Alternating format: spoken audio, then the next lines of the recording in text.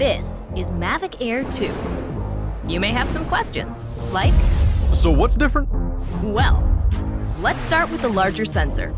There's a lot more pixels, 48 megapixels to be exact, which means you can do this. And then shoot a hyperlapse in 8K. With Smart Photo, every shot is a masterpiece.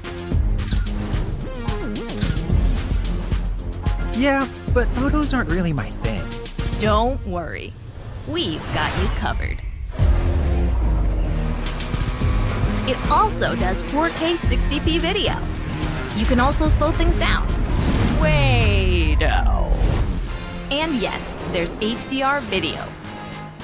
How's the flight time? It's fantastic.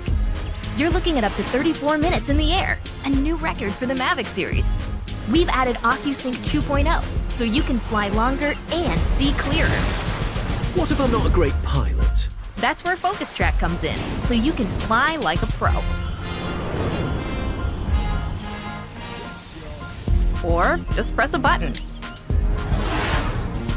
Here's the best part: automatic obstacle avoidance. Okay, but what do I do with all these shots? Here's an idea. Use the DJI Fly app to edit and share your moments with just a tap.